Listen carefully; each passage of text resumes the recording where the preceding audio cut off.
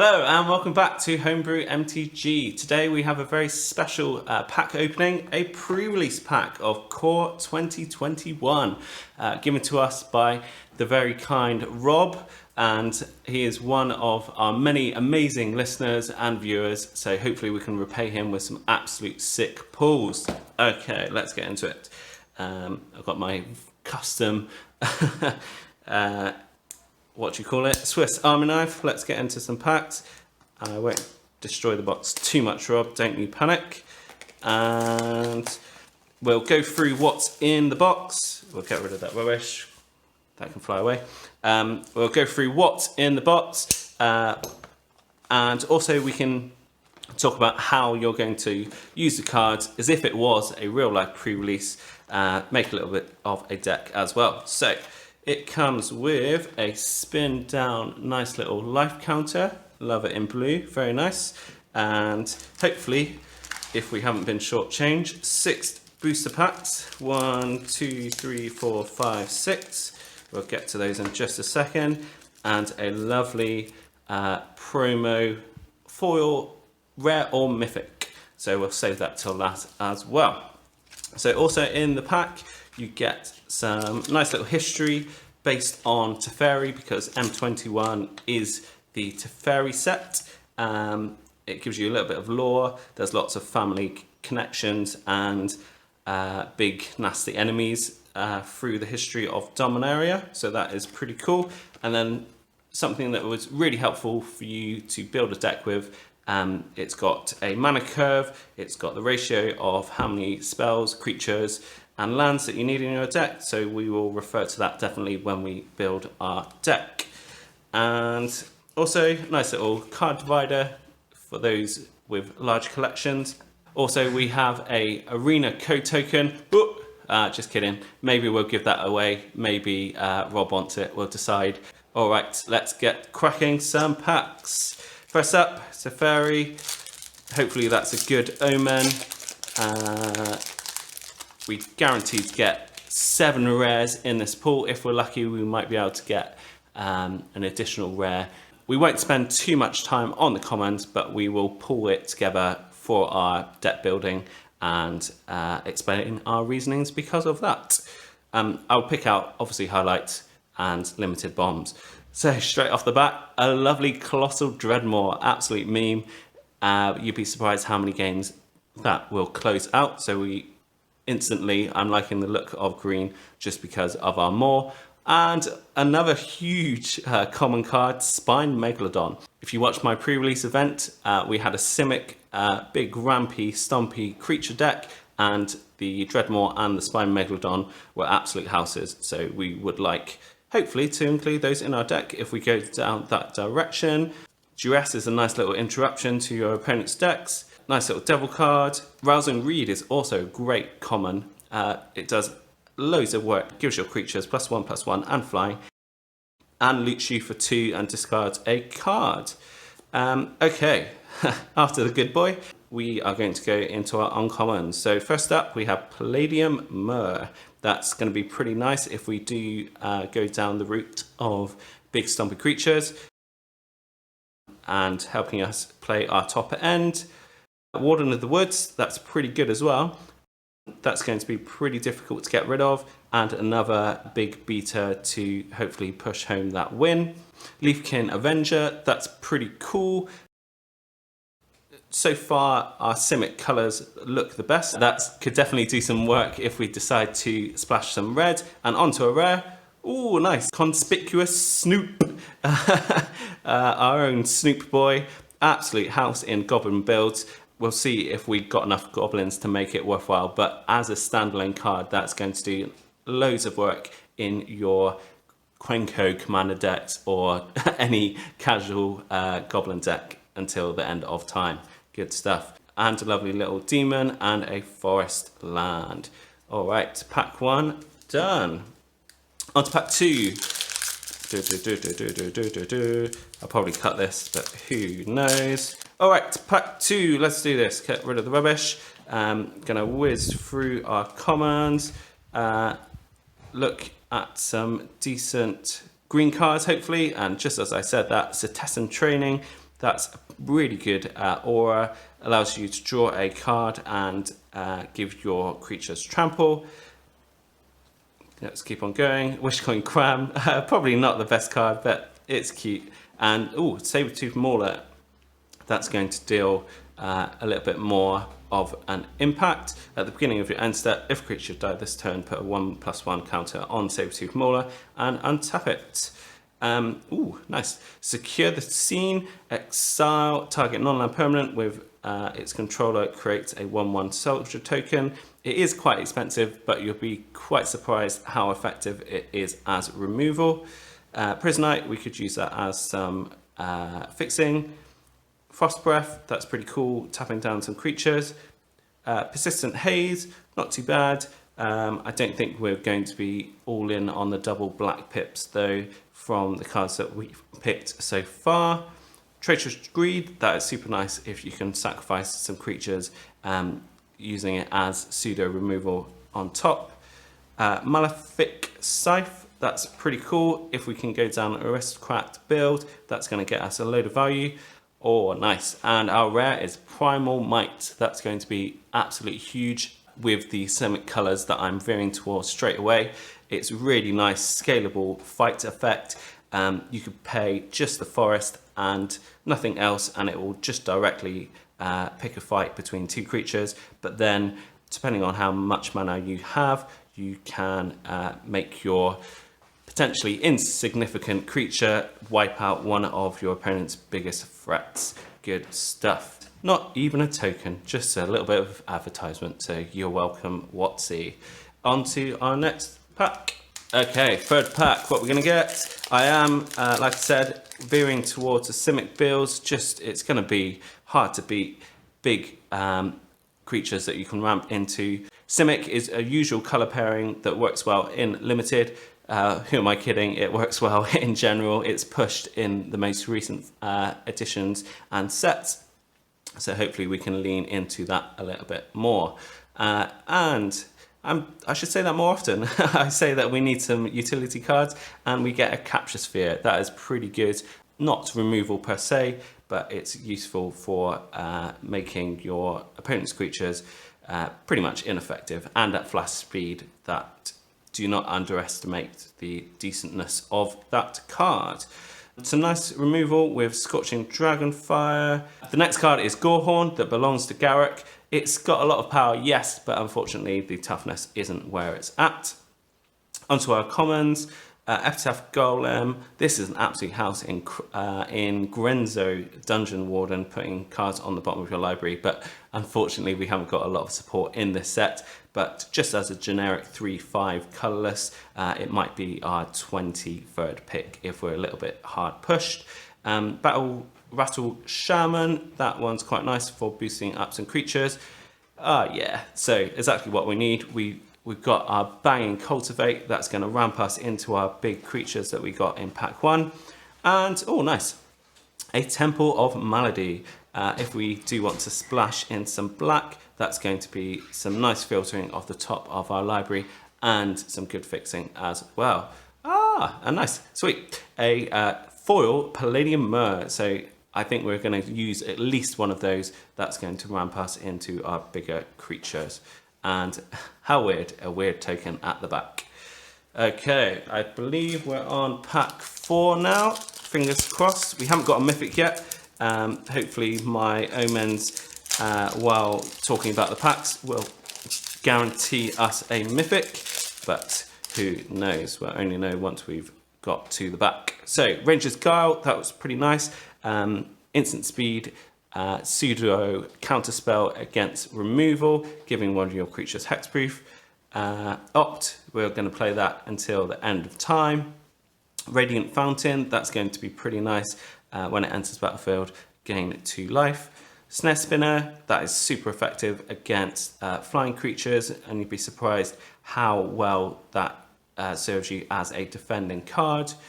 Teferi's Protege, that's going to be pretty cool as well. Nice showcase alternative artwork, allowing you to loot on a whim.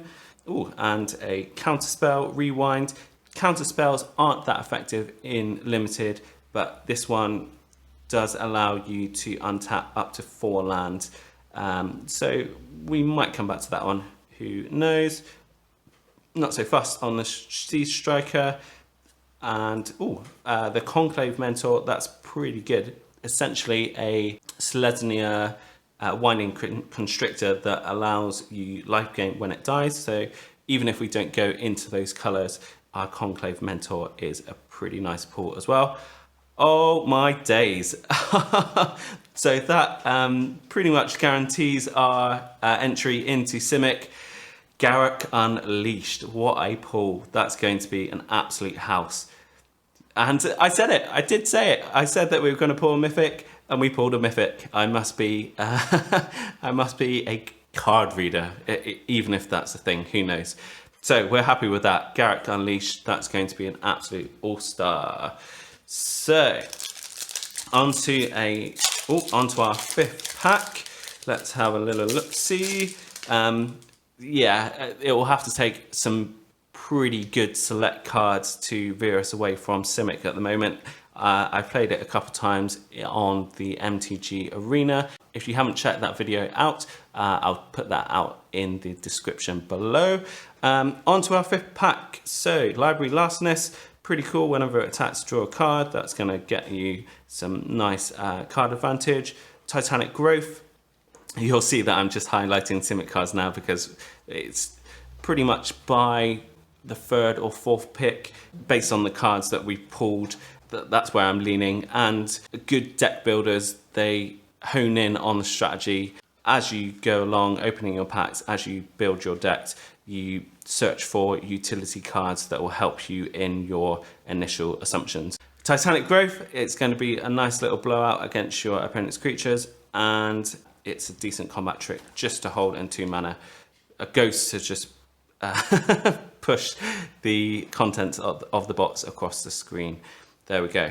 All right, so onto our uncommons. Furious Rise, that's quite nice. If we are deciding to splash a little bit of red, that's going to help us with our creatures that are 4 power or greater. Ooh, a Wildwood Scourge, that's going to fit right in. Scalable as well with the X cost, enters with X 1/1 counters.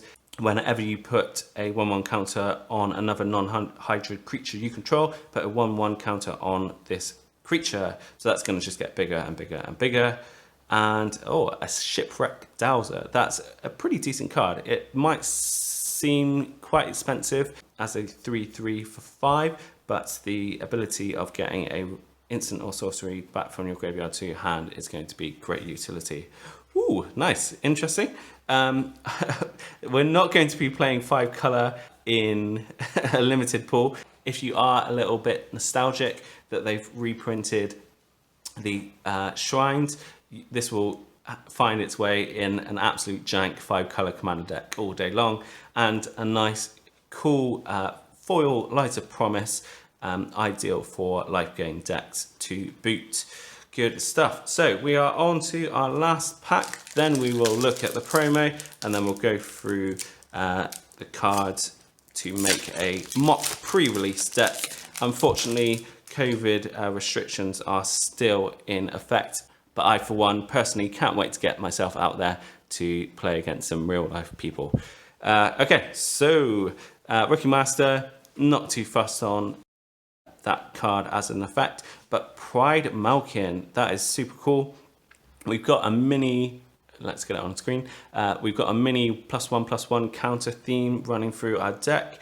This gives said +1/+1 counter, and creatures with +1/+1 counters have trample. So that looks pretty cool to me.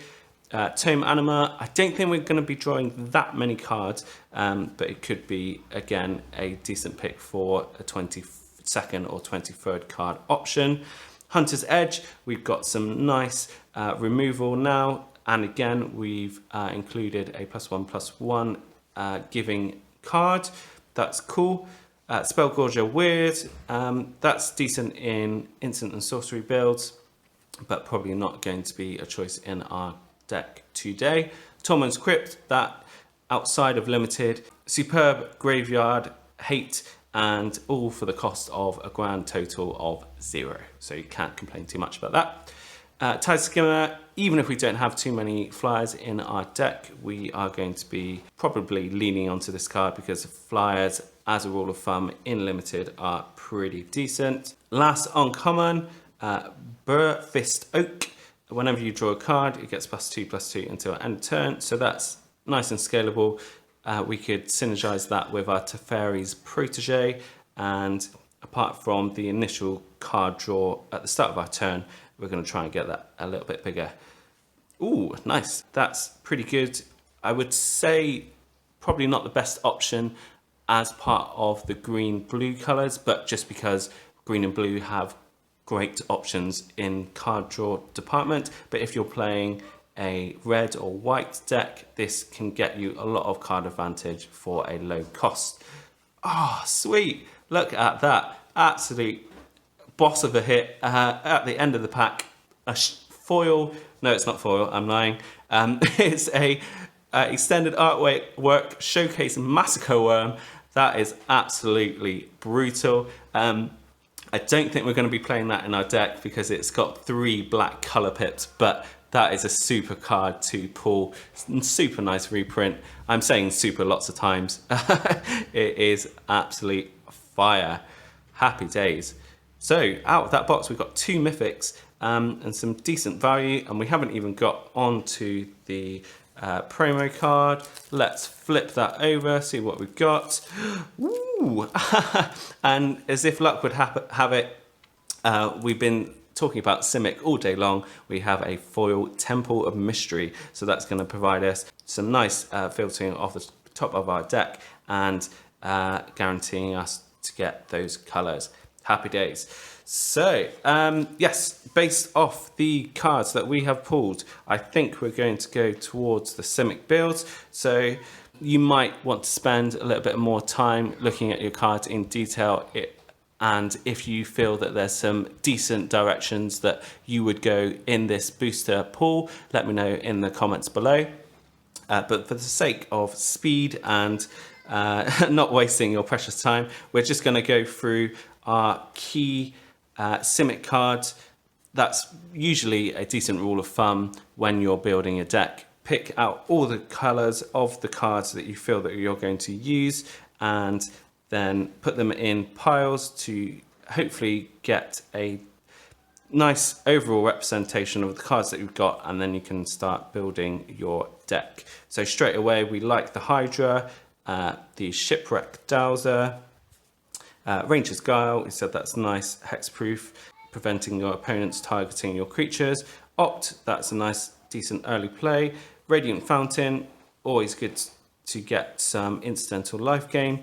Snare Spinner, Teferi's Protege, Rewind. We might not put that in our deck, but it is definitely a consideration. Garruk Unleash, all day long.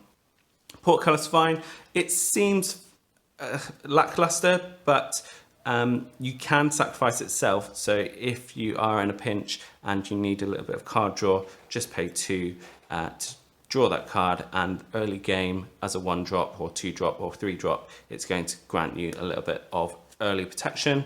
Capture Sphere, that's pretty cool. Garrett's Gorehorn, we'll see if we've got the means to support that. Cultivate, Temple of Melody, Foil Palladium Myrrh, super nice. Cetescent Training, Sabertooth Mauler, we might need a Prismite, who knows. Frost Breath, Primal Might, Colossal Dreadmaw, yes. Spined Megalodon, or Spined Megalodon rather. As a decent common bomb pack, our first pack was pretty decent. Rousing Reed, Warden of the Woods, another Palladium Myrrh potentially, maybe the Adventure as well. So let's get rid of all our distractions. So going in accordance to the little help pamphlet, we want to make sure our curve is like a bell curve. So only a few cards at 1-drop and 6-drop, and then you gradually from your 2 and 3 drops lower off that curve so it looks like a nice little bell curve.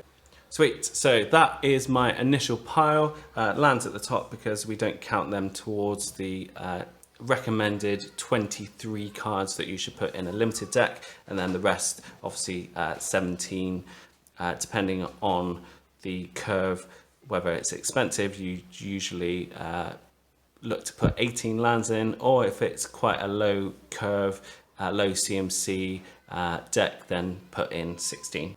Sorry, I've moved them higher up on the camera so you'll be able to see them. We've got some nice top end with our Colossal Dreadmore and our Warden of the Woods and Spine Megalodon, and our Cultivate is going to hopefully get that get to those cards as fast as possible. So that's the usual strategy of having a look at the cards and colours that you're going to be going down, and then we start to cut. So I said that we're going to be looking for about 23 cards. So overall, our cards that we have on screen, we have 29 considerations. We need to cut 6, and then we'll talk about our land count in just a second. So just looking at them, I would normally go for duplicates first, and whether you really need 2 of those in your deck. And then we'll look at curve, picking out the least effective or least decent cards in those slots, and they'll be the ones that we take out. So I mentioned that Rewind isn't a great card in limited. Yes, it does feel good when you counter a card, but you're going to have to hold that mana up for quite a while, and it's quite expensive as a counter spell. So 1 cut down.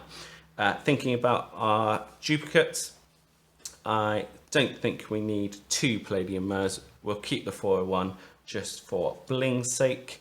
So 2 down. I'm not too fussed on the Garrett's Goreclaw. Yes, it's got high power, but the toughness means it's going to be easily killed. So we've got 13 creatures. We don't really want to be getting rid of too many because we need to have that board presence, and you'd be surprised how easily overrun you can be in limited.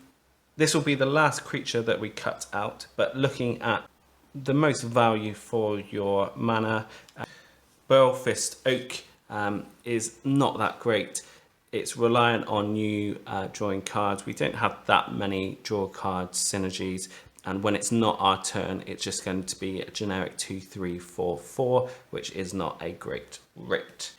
On to our next cut. Yes, we like Ranger's Guile, but the actual likelihood of you having this in your hand whilst another opponent has a piece of removal and you having the mana open to make sure that it doesn't get killed, it's not going to be as often as you think. So compared to our cards that are always going to have an impact, we are not going to include this. It could be pretty decent against a deck that has lots of removal, so keep it in your sideboard and then put it in as and when.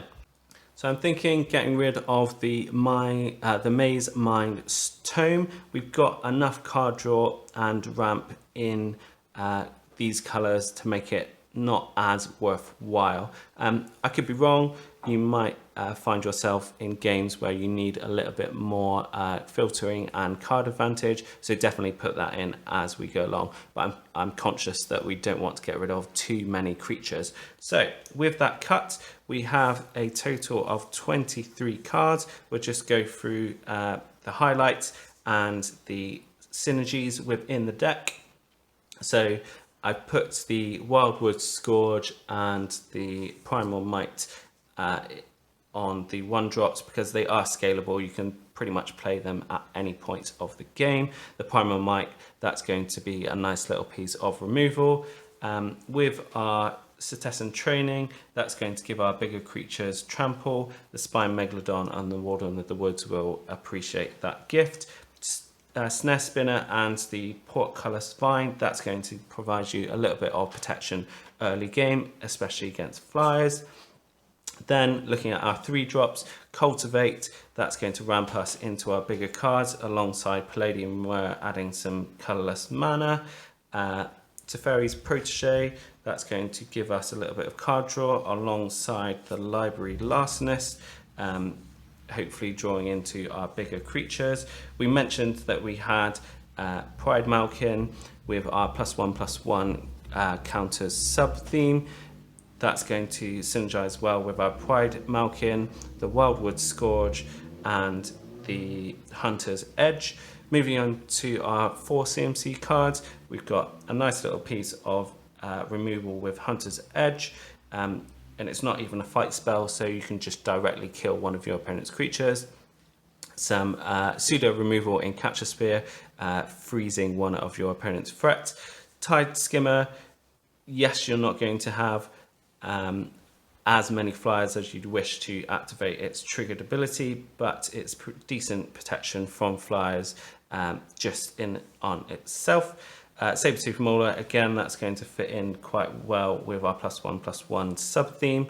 Garrick, what can I say about that? That's just going to be absolutely bomby, even with our lower cost creatures. +3/+3 and gains trample is going to push in for some nice pieces of damage. The -2 is going to get you some board present, and if you have less creatures than your opponents, then you even get an additional loyalty. And if in Magical Christmas Land you eventually get to the ultimate, you're going to be just activating that and winning the game. If you don't, then I don't know what to suggest. In our 5-drop, yes, we don't have too many instants or sorceries, but the instant or sorceries that we do have, we will be thankful if we can recur them. So the Shipwreck Dowser, that's going to be pretty fun. Like I said, Dreadmore, it's turned into a little bit of a meme, but it is going to deal you a lot of damage. And the Warden of the Woods, that's going to be pretty cool in attacking as well, because it's got vigilance, and if someone tries to get rid of it, it's going to draw you some cards. And Spine Megadon, an absolute house in limited, hexproof, so it's very hard to get rid of, and it's going to give you a little bit of card filtering with the Scry trigger when it attacks. So with those, looking at our land allocation, we're pretty much balanced. We've got a few more double pips in green rather than blue. So with the inclusion of the Temple and the Thornwood Falls, we have 15 slots left. Then with a Radiant Fountain, that's going to be pretty nice, gaining us a little bit of life. I would just, with the remaining 14 land slots, just do an easy split, 7 forests and 7 islands to give us a good chance of getting out pretty consistently our top end. And if we haven't managed to do that, we've got the ramp with Cultivate and that card draw that's going to allow you the card selections to get the lands that you need. So that's it from me, Homebrew MTG. Hopefully you've enjoyed my deck tech and you've appreciated the pretty cool pulls, I have to say, from this pre-release pack. Thanks again to Rob for allowing us to open his pre-release pack on our channel. And trust me, we have some absolutely mental, no, I won't say mental, that's not cool anymore. And trust me, we have some amazing videos in the pipeline, so stay tuned, and thanks again for your amazing support. That's all from me at Homebrew MTG. Until the next time, cheers. All right, so listen up, guys. We do have a giveaway at the end of the video. Comment, like, subscribe, share as far, as wide as you can on the internet, and you could be the recipient of the Arena code for some booster packs on MTG Arena. So share the love.